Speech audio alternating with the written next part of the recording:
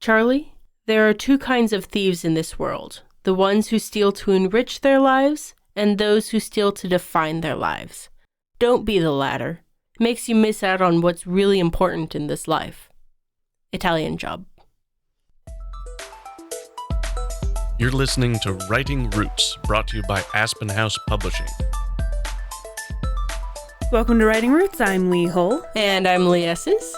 When we were first pitching the idea of this series and kind of brainstorming what types of topics we would want to cover on it, I think this was the first one we ended up writing down because it is so much fun to choreograph and create the cast of characters and to pull off this heist.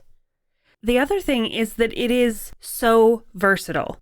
To have a heist plot, you can put that in any genre. It can be any sort of story, and you can just include a heist for the fun of it. So what is a heist? How do we define it? It is a team of people led by the main character who coordinates to rob a place.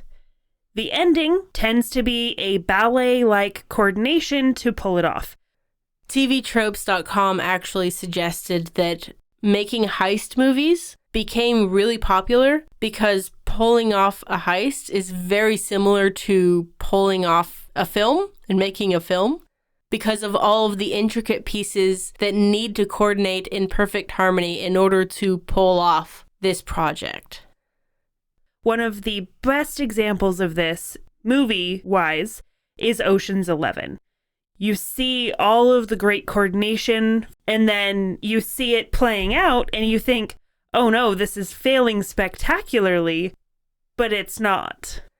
Some very popular examples include, of course, Ocean's 11 and Italian Job, which is what we quoted at the beginning of this episode.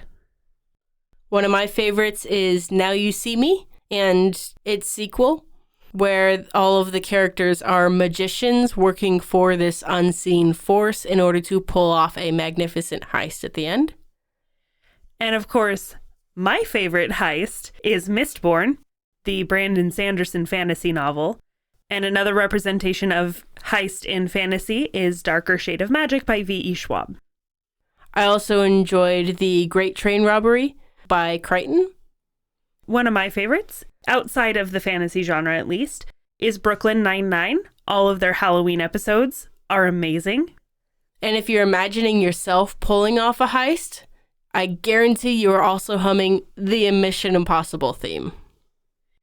So as you can see, very great examples of a variety of heists that you can use to help structure the story that you tell. Along with all of these examples, in most of these you will see the same kinds of tropes over and over within this larger category. One of the most common ones is the hostage situation, where the actual object of the heist is to get a person from the bad guy, from the person they're stealing from. In Six of Crows, their object was a person who had the secret to a drug that would become incredibly terrible in the universe of magic. It's also common to see your morally gray mentor. Because they're all committing a crime together and we all still kind of have to like them, there's going to be a lot of morally gray involved in your cast. And in many cases, that morally gray mentor might actually be your main character, in the case of Ocean's 11. And that goes along with the next one of this is the one last job. I am going to do this one last heist, and then I will finally retire. But because it's my last one, it needs to be the greatest one yet. And of course, if you are picturing any heist movie, you are absolutely going to picture the acrobatic laser motion detector dance. All of those kinds of things where you have to have a very skilled, very graceful walk through an area to avoid tripping any lasers. If you wanted to look up this particular trope on tvtropes.com, they actually call it the caper, which sounds like a food ingredient to me, so we called this episode Heist.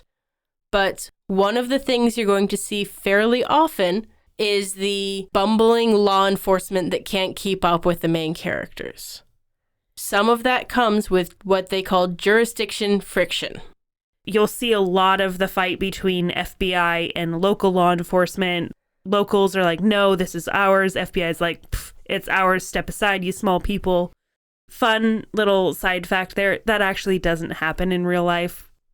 Another subtrope that TV tropes includes is the just got out of jail.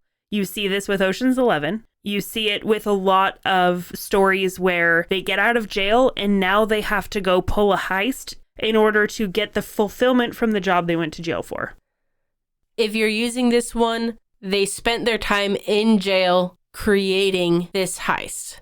So as soon as they get out of jail, they're casting the show. And of course, a classic trope is the train job. This is a heist of something often in motion. The object is in transit, and this is going to be our best opportunity before it goes in lockdown once it's received on the other end. Writing a heist is not an easy task because you need to know the end goal, how it's going to end, and every single step and failure along the way in order for it to be good. This is another trope that pantsers will struggle with. And if you're a pantser, we don't want to shy you off of this. Go ahead, write it. Just be prepared for a very heavy rewrite in your second draft. We do have some suggestions for you to help you write a good heist, though. And it starts with it's not really about the thing. So there should be some kind of emotional connection, an emotional reason behind the heist. Whether that's the Ocean's 11 example or the emotional connection is to the object that they're stealing. Like they want to return stolen artwork, or they are stealing it so they can get a big payout so they can pay for their mom's medical care. Another thing to keep in mind as you're writing a heist movie is they have a very large cast of secondary characters. These characters are named, they have a backstory, they're skilled, they have relationships with each other and not just the main character. This team is essential in pulling off the coordination that it takes to get a heist. I actually heard Brandon Sanderson recently talking about this, and he said that's where he failed with Mistborn in making it kind of a true heist, is that his main characters, the Mistborn, were too powerful, and it somewhat negated the contributions of the rest of the members of the heist team. In that regard, this is a great opportunity to include a lot of diversity in your characters. So if this situation that they're about to go into is going to be incredibly loud for this one person, get a deaf character to play that role. Another element to include when writing a heist is that the mentor character, sometimes the leader of the band, like Danny Ocean, has a history with pulling a heist like this, but it went wrong. And that's probably what landed him or her in jail. If not, there is definitely a trauma there where the person he was teaching before ended up in jail or died. Something dramatic happened where they have to pull off this heist correctly in order to right that wrong that they did before. Another thing to keep in mind is the finale of the story should be the heist. Those struggles in planning the heist are what make up the majority of your story. This is what is the difference between a plot trope of a heist and a trope of a heist within a plot. Another thing to keep in mind is avoid making your law enforcement villains. They're more like obstacles. Your villain tends to be the person you are robbing. The law enforcement tends to be somebody who we just kind of have to make sure we're looking the other way with a hat on when they pass by. And remember that by definition, your cast of characters are criminals. So you have to make sure they're sympathetic and likable in some way. Humor is a very good part of this, but sometimes a tragic backstory or a good romance can help you build that sympathy that your readers will need to root for your characters. This last bit of advice is incredibly important, and that is how you explain the plan. If everything goes according to plan, do not explain the plan. Only explain it ahead of time if it fails, because then we know what went wrong. Trust me, they will be more disappointed if you explain a plan and it goes well, and you'll just leave them confused if you don't explain a plan that fails. In a lot of the heist ideas is the idea of kind of a gentleman thief, where you have these characters, yes, they're criminals, but they draw the line somewhere. The people they're robbing are the villains. The people they're stealing from are the ones who are doing the bad thing.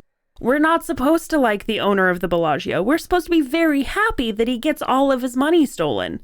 But we also don't want him dead.